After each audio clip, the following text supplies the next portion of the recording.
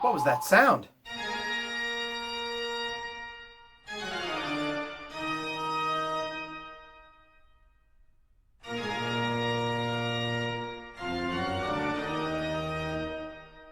Well, hello, my first grade friends, and welcome back to Library Class at Home with Mr. S. I hope everybody had a great weekend. I hope everybody was safe inside your house.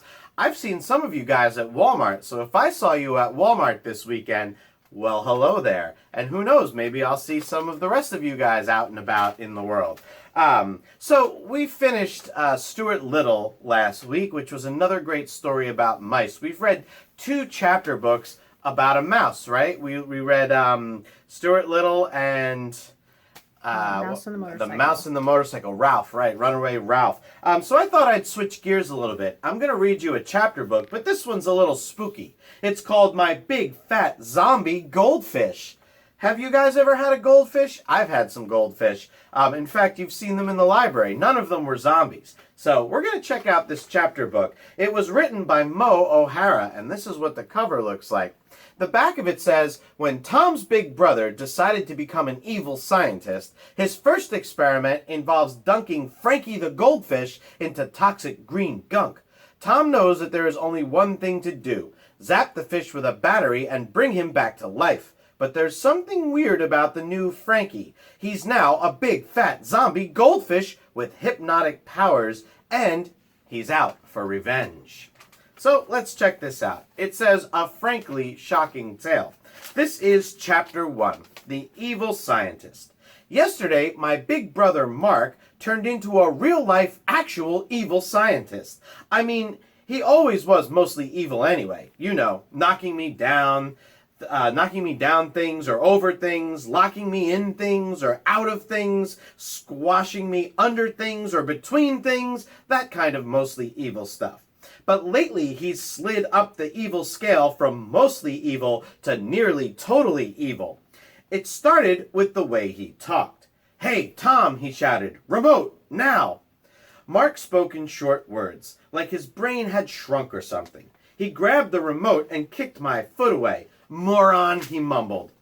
My best friend Pradeep, who lives next door, said that moron is a big brother word for little brothers. His brother Sanjay, who's almost mostly evil, calls him that too. Luckily, Sanjay is away at boarding school though, so he can only be mostly evil to Pradeep during school vacations. I told my mom about Mark going more evil, but Mom said it's just that Mark is hormonal, which I think is why he's moaning at home a lot.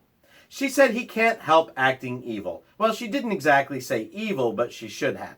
She said it's because he has a lot of hormones racing around his body. Just when I thought Mark couldn't get worse, Granny and Granddad got him a chemistry set for his birthday. It came in a huge box with an official writing right on the front that read, "Warning, only for use by children over 12 years old, to be used solely under the supervision of adults." While I was reading the box, Mark thwacked my head from behind. "Don't touch this, got it?" he said. I walked away rubbing my head, mostly because it hurt, but also to get my head out of the way in case he decided to thwack me again. He took out a white scientist coat and looked at all the stuff inside the box. There were bottles and test tubes and cups and little stirring things all made out of glass, real breakable glass. Mom looked at the chemistry set and leaned over to me. "Maybe you shouldn't touch it, dear. It looks like an accident waiting to happen," she said. Mark put on the coat and turned around. He folded up the collar, shoved his hands into the pocket, and let a creepy smile spread over his face. And you know that squirmy, prickly feeling you get when you let a millipede crawl on your arm? I had that feeling, but in my stomach.